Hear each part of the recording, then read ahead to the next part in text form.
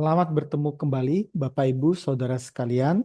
Hari ini kita masuk minggu ke-8, yaitu kita berdiskusi tentang pemikiran strategik dan masa depan. Ya, kita masuk di sini.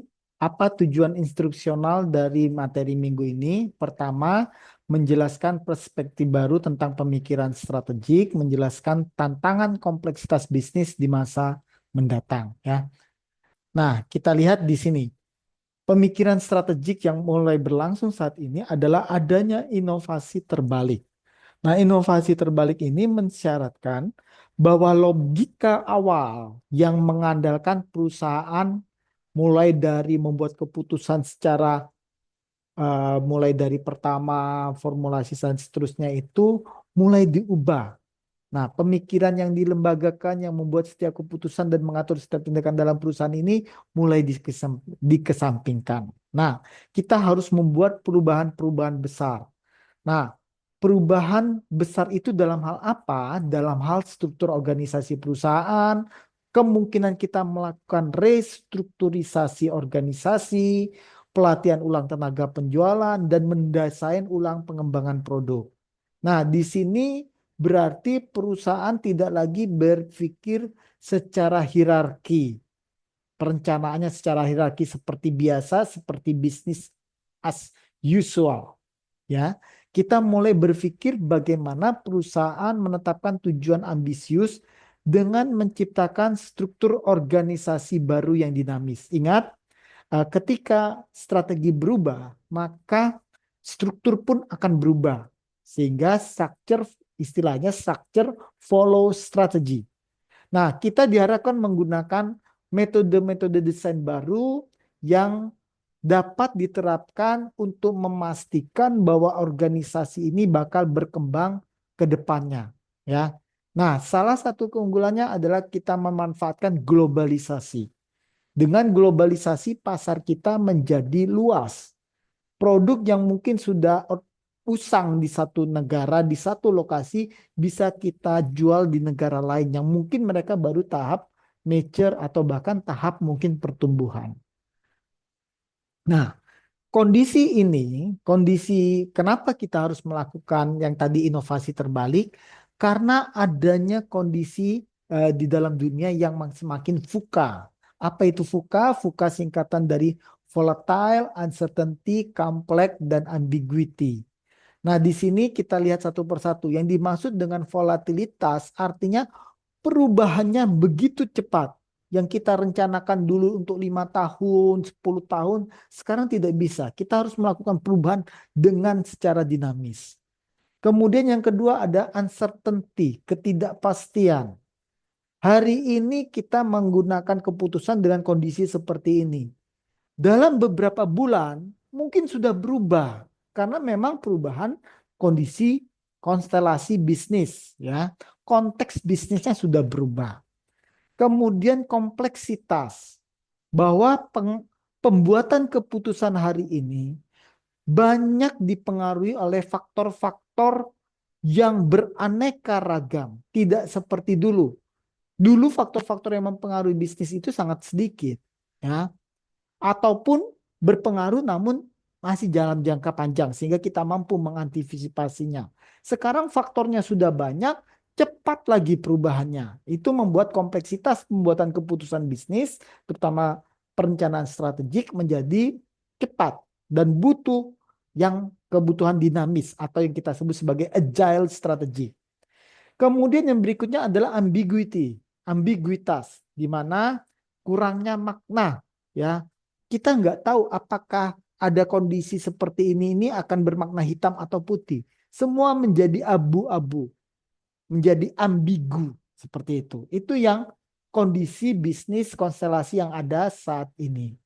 Nah, kita harus memahami bahwa cara lama dalam kita melakukan operasional strategi bisnis yang membuat perusahaan hari ini eksis itu belum tentu lagi dapat kita teruskan untuk di masa depan karena kondisinya sudah sangat berubah sehingga alih-alih mentolerir masalah dan masalah sebelumnya maka lebih baik kita mencari membuat paradigma baru bagaimana kita, organisasi kita dapat bertahan hidup. Nah, untuk bisa membuat paradigma baru tersebut, kita membutuhkan kecerdasan, baik kognitif maupun spiritual, sosial, dan emosional. Ini yang dibutuhkan dalam rangka kita membuat paradigma baru dalam rangka melakukan perencanaan strategik. Nah, kita lihat tadi di minggu-minggu sebelumnya, kita sudah bahas bagaimana perubahan dalam teknologi yang sangat cepat, perubahan kebutuhan pasar, model bisnis, dan ekspektasi masyarakat menuntut perusahaan untuk berkembang dan berinovasi lebih cepat daripada sebelumnya. Inovasi teknologi bukanlah faktor yang cukup untuk mencapai pertumbuhan, keuntungan, atau kesuksesan saja, namun juga dibarengi dengan model bisnis yang inovatif. Nah, perlu kita implementasikan hari ini di mendampingi inovasi teknologi tersebut. Model bisnis ini harus mencapai kepuasan pelanggan. Tujuannya adalah kepuasan pelanggan. Karena dengan kepuasan pelangganlah maka mereka mau mengkonsumsi produk kita sehingga income generating masih ada. Ya, seperti itu Bapak Ibu.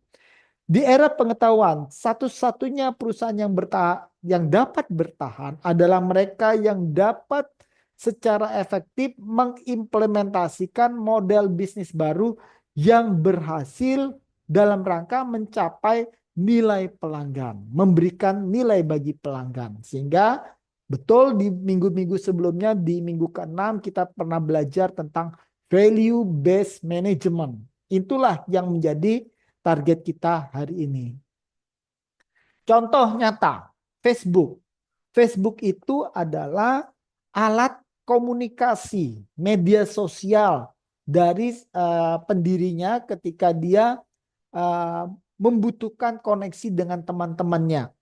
Maka Mark Zuckerberg membuat Facebook kemudian berharap menjadi suatu proses mencari pertemanan. Nah, dengan pertemanan tersebut kita bisa saling share informasi, saling share kebutuhan. Itu awalnya Facebook. Namun hari ini apa yang terjadi? Facebook pun bisa dipergunakan untuk bisnis, media iklan dan sebagainya, ya. Meluasnya internet dan ketersediaan data telah menciptakan informasi yang banyak. Nah, jejaring sosial cara terbaik untuk mengubah data dalam jumlah besar menjadi informasi. Karena sekali ini kita begitu ada berita tentang suatu perusahaan, tentang suatu produk dengan cepat menjalar ke berbagai negara bahkan, ya seperti itu. Nah, begitu postingan kita bagus membuat nilai perusahaan menjadi lebih baik. Tetapi ketika postingan tentang suatu produk perusahaan itu jelek, itu akan semudah secepat kilat akan menjadi viral dan itu akan berdampak buruk pada perusahaan. Sehingga di satu sisi jejaring sosial memberikan sisi positif, namun di sisi lain menjadikan ancaman apabila kita tidak memperbaiki proses bisnis kita di dalam perusahaan. Nah, saat ini ketika orang ingin membuat keputusan pembelian, mereka juga menggunakan jaringan media sosial. Kita bisa bertanya di Facebook atau di Instagram atau di TikTok, saya mau pergi ke lokasi X, ke hotel X, bagaimana pendapat teman-teman? Itu dengan serta-merta informasi masuk. Atau kita googling, atau kita artificial intelligence, atau kita cari TikTok tentang review suatu produk atau suatu lokasi seperti itu. Dengan cepat informasi ulasan dan detail produk ada muncul. Nah, tentu hal ini menjadi sisi peluang sekaligus menjadi sisi ancaman, ya. Peluang apabila kita bisa memanfaatkan media sosial untuk memperkenalkan produk-produk kita, menciptakan citra perusahaan yang baik, itu menjadi peluang. Tetapi menjadi ancaman bila kita proses bisnisnya tidak tepat, ada orang komplain tentang produk kita counternya dengan tidak baik dan kemudian menjadi viral. Itu akan dampak negatif bagi perusahaan menjadi luar biasa. Nah, sehingga pemahaman bahwa setiap orang dapat memperoleh informasi di seluruh web di seluruh dunia menggeser kekuatan dari perusahaan lokal menjadi jaringan global. Nah, di dunia dengan era pengetahuan seperti ini, persaingan antar model bisnis yang baru dibuat kini menjadi faktor penting dalam menciptakan kesuksesan bisnis. Tidak cukup lagi kita membuat proposisi nilai tentang bla bla bla bla bla. Nah, namun kita juga harus membangun model bisnis yang baik, membuat ekosistem. Ya, apa itu ekosistem? Lingkungan di mana bisnis kita itu berada. Mulai dari pembayaran dan sebagainya, ya. Nah, ekosistem bisnis menciptakan banyak keuntungan. Nah, apakah ekosistem kita buat sendiri? Tidak, kita bisa masuk ke dalam salah satu ekosistem yang sudah tersedia. Kita bergabung dengan ekosistemnya, misalnya Tokopedia, ekosistemnya Shopee dan sebagainya. Ya.